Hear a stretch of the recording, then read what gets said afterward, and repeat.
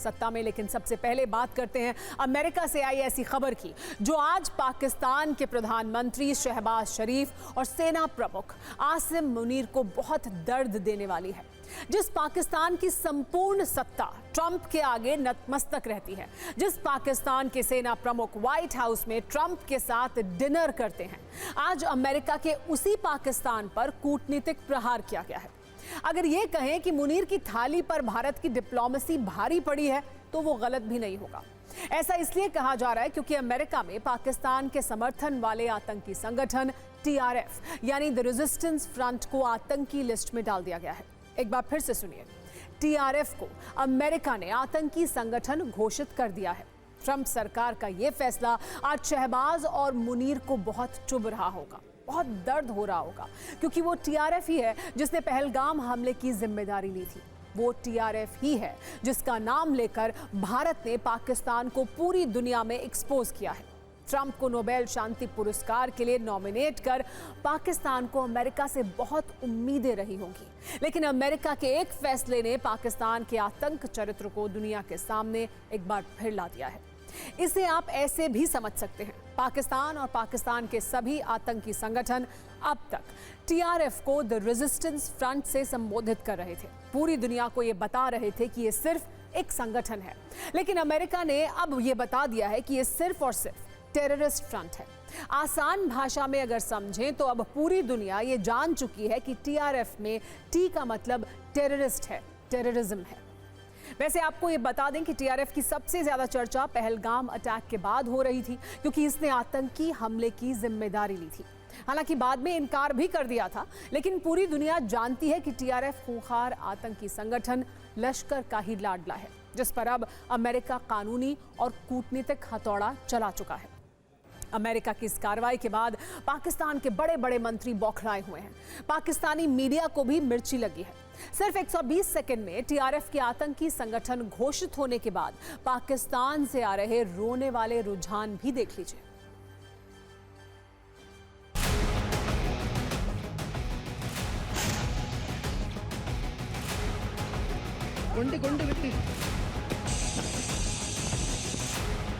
I think ये भारत की कूटनीति, भारत की डिप्लोमेटिक विक्ट्री बहुत बड़ी जीत है। अब हमारी दूसरी कोशिश होनी चाहिए कि इसको UN डेजिग्नेटेड टेररिस्ट डिक्लेयर करवाया जाए।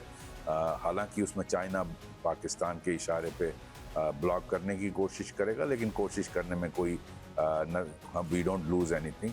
क्या होता है कि जैसे ही पाकिस्तान की ये टेररिस्ट ऑर्गेनाइजेशंस को स्टेट डिपार्टमेंट या UN जो है वो उनको टेररिस्ट ऑर्गेनाइजेशन डिक्लेयर करता है, ये नाम बदल देते हैं उसका।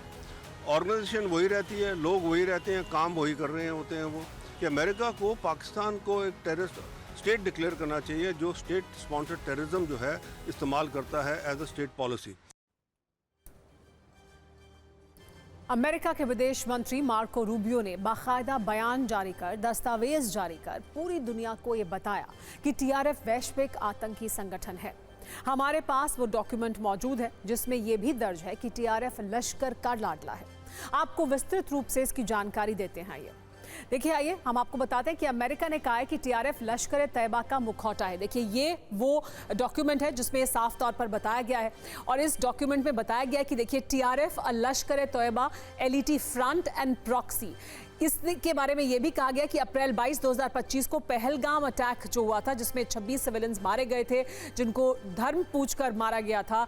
This was the deadliest attack on civilians in India since 2008 Mumbai attacks conducted by LET। और LET का यानी लश्कर तैयबा का ये फ्रंट है, ये साफ तौर पर इसमें कहा गया है। अमेरिका ने स्वीकार किया। इस डॉक्यूमेंट में यह साफ तौर पर लिखा कि TRF लश्कर तैयबा का ही मुखौटा है। TRF ने भारत में पहलगाम हमले की जिम्मेदारी ली थी, यह भी इसमें बताया गया है। TRF ने भारतीय सुरक्षा बलों पर कई हमलों की जिम्मेदारी इससे पहले ली थी। यह अमेरिका के राष्ट्रपति ट्रंप की पहलगाम हमले के लिए न्याय दिलाने की कोशिश है।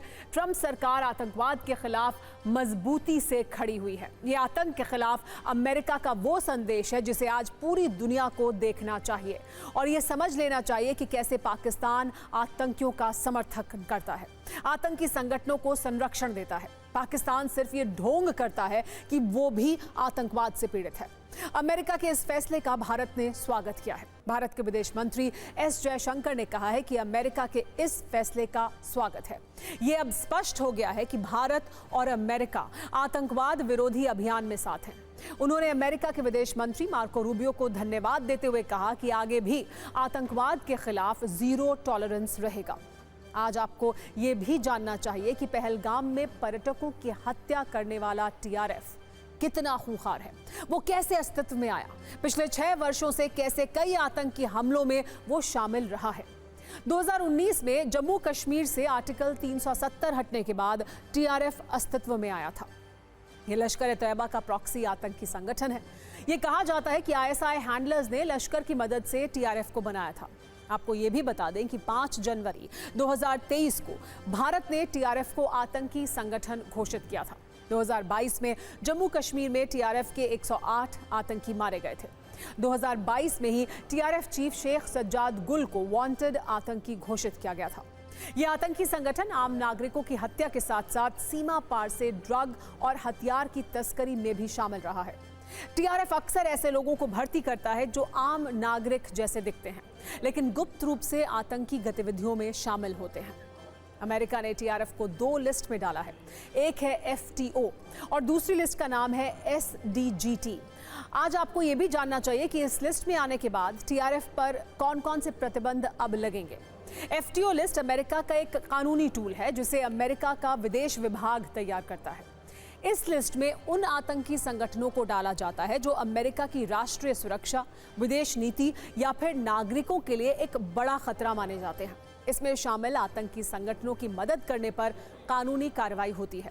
लिस्ट में शामिल व्यक्ति या संस्था को अगर कोई पैसे, हथियार या किसी भी तरह की दूसरी मदद देता है तो ये गैर कानूनी माना जाता है।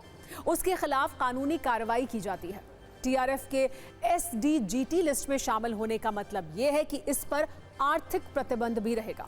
अमेरिका में मौजूद सभी संपत्तियां इसकी जब्त होंगी। इसे अमेरिकी नागरिकों से लेन देन की अनुमति नहीं होगी। टीआरएफ को अमेरिकी संस्थानों से लेन देन की अनुमति भी नहीं होगी।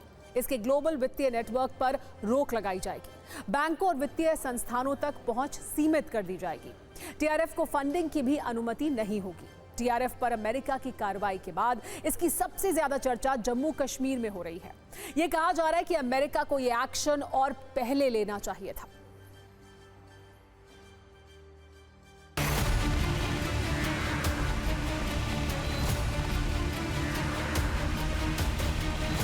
देखिए, मैं आपसे बताऊं, वो इन्वेस्टिगेशन के नीचे है। जब तक इन्वेस्टिगेशन पूरी नहीं हो जाती इसमें तबसरा करना गलत। आप ये मानकर चलिए कि जब जब अमेरिका के अपने ऊपर आती है तो तभी उन परिस्थितियों में उसे पता चलता है कि कौन सी ऑर्गेनाइजेशन जो है वो टेरर जो है वो फैलाती है। अमेरिका ने ये कदम उठाया है, सराहनीय है, इसमें कोई दोहरा नहीं। लेकिन पूरे तरीके से जो देश आतंकवाद फैलाते हैं उनके बारे में भी अमेरिका को जो है वो सोचना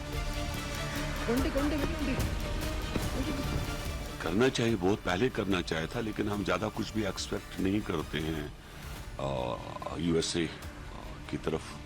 हम लोग ज़्यादा उनके ऊपर ज़्यादा भरोसा नहीं करते हैं, बट ये बहुत पहले करना चाहिए था।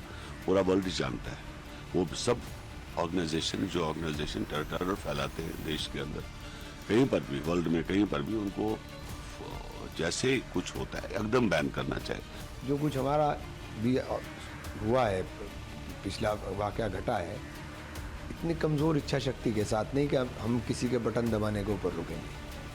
अगर हमने फैसला कर लिया तो फिर 2 फाड़ करके हटेंगे। इंदिरा जी की तरह होनी चाहिए इच्छा शक्ति। देश को इंदिरा गांधी की ज़रूरत है।